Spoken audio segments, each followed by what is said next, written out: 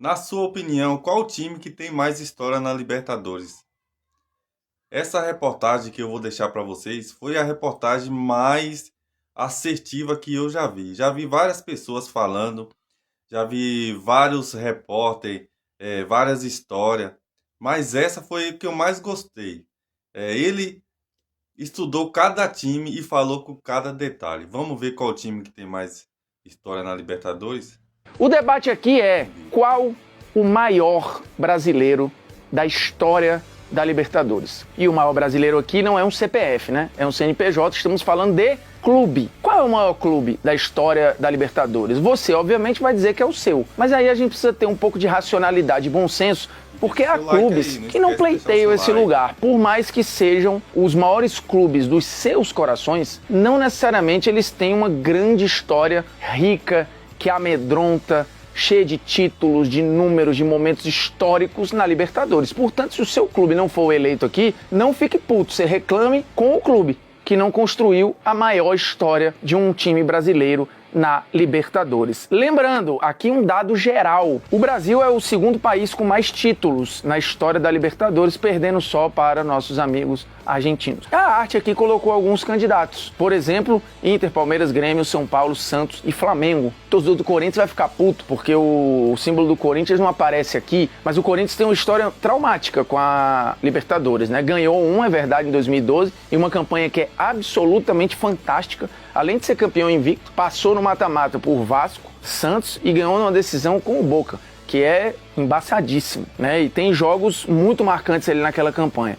Porém, tem muitas eliminações precoces, inclusive em pré-Libertadores, em edições que nem participou. O Corinthians ficou muito distante da Libertadores por vários anos e em algum momento ali era até motivo de chacota, né, dos rivais e tal. Então, a história do Flamengo, por exemplo, até o Flamengo de Jorge Jesus, esta era após 2019, também era muito marcada essa história por eliminações precoces, por traumas, por eliminações muito dolorosas no próprio Maracanã, quedas em primeira fase, quedas em oitavas de final. Em algum período nem ia para a Libertadores e ali nos anos 2010 voltou aí, né, corriqueiramente para a Libertadores, mas o torcedor do Flamengo até 2019 era muito machucado, né? Por mais que ali a era Zico tenha produzido um título e uma outra campanha boa, num geral o Flamengo teve vários espaçamentos na Libertadores, né? Assim, a história pré-anos 80 do Flamengo na Libertadores, ela basicamente inexiste. O Internacional,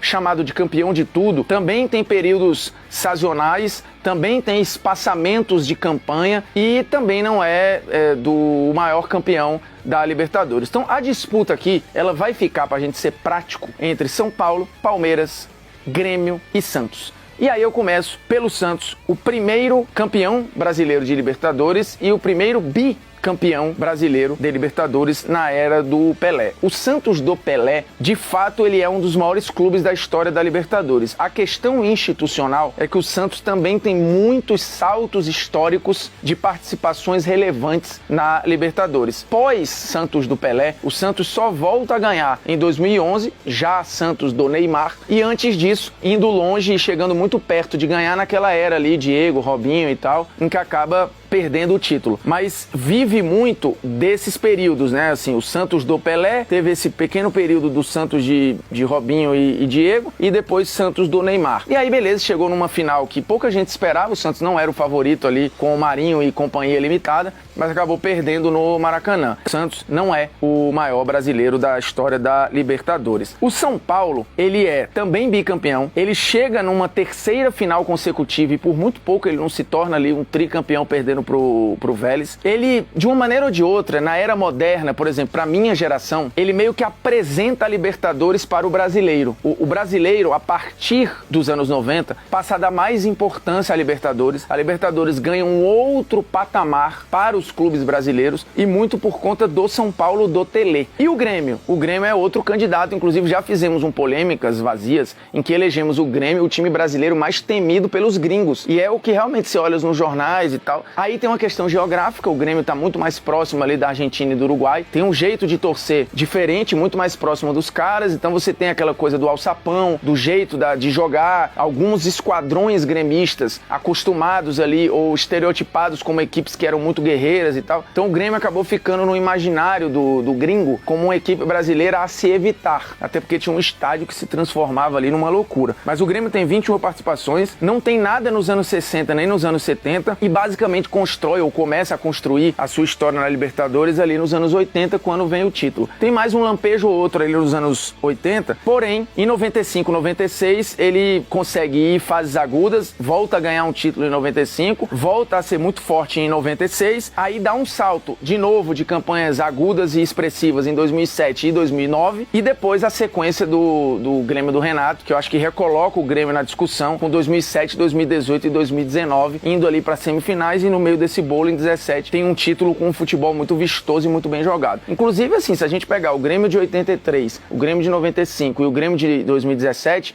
eles jogam de formas diferentes, né? Uma coisa é o de 95, a outra coisa é o de 83, a outra coisa é o de 2017. Mas o Grêmio tem esses números, mas perde em vários outros, né, aspectos aí, em números como visitante, depois em gaps de participação, né, ficando períodos fora, né, dos anos 90, por exemplo, com esse intervalinho nos anos 2000 até a volta do Grêmio do Renato, o Grêmio ficou ali, né, sem muitas campanhas marcantes. E aí a gente chega no Palmeiras, que tem realmente um retrospecto que é uma loucura, né? O Palmeiras, ele basicamente detém todos os recordes brasileiros na Libertadores. Além de ter sido o primeiro finalista em 61, ele é o primeiro brasileiro a chegar na final de Libertadores, não vence, é verdade. São 23 participações, o que é um recorde. Ele é o que tem mais participações seguidas entre os brasileiros, é outro ponto pro Palmeiras. Tem 6 finais, iguais o São Paulo, e 3 títulos, também mesmo número do São Paulo. Aqui começa o festival de recordes do Palmeiras, que é um negócio